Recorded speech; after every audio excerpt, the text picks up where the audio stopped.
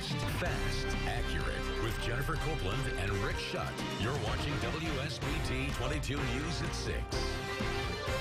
Abused by a babysitter. All new at 6. An Elkhart County mother is talking about what happened to her son at daycare. It's brand new information on a story WSBT-22's Kelly Stopsinski broke Friday. And Kelly, that same daycare provider was supposed to be in court today. For a charge in a different case, the death of a 19-month-old, investigators say died in Jackie Rolston's care last fall. But her lawyer asked for a continuance, and the hearing is pushed back to next week. For the first time, though, in a story you will only see on WSBT, we are hearing from a mother who says Rolston abused her son 9 years ago.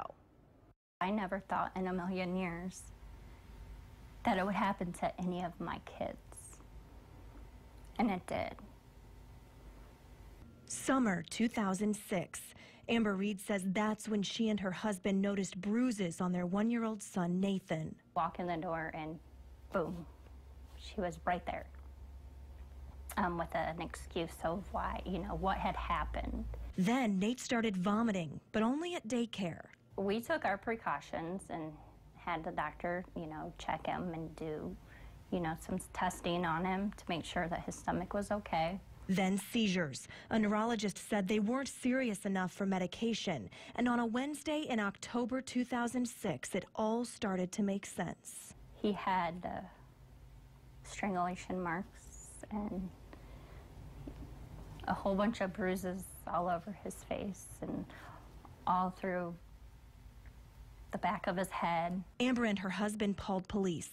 A doctor said it was abuse. The Elkhart County prosecutor filed charges, and Rolston later pleaded guilty to neglect of a dependent. Court documents say she provided Nathan with a sleeping blanket which became wrapped around his neck.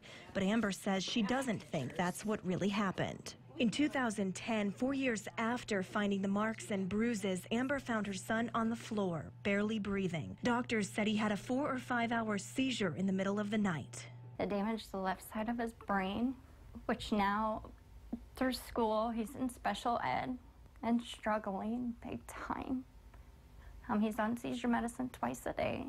Today, Nate is 10.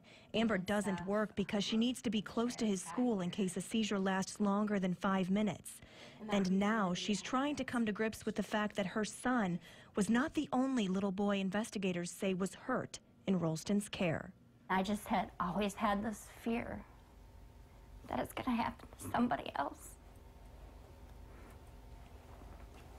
And it did.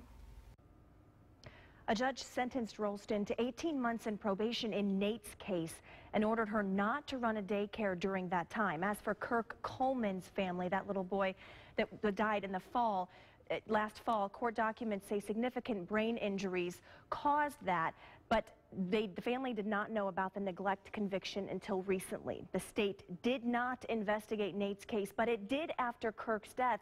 I should also mention Rolston's never been licensed through the state, but was operating legally when Kirk died because she was watching fewer than 5 kids, all unrelated to her.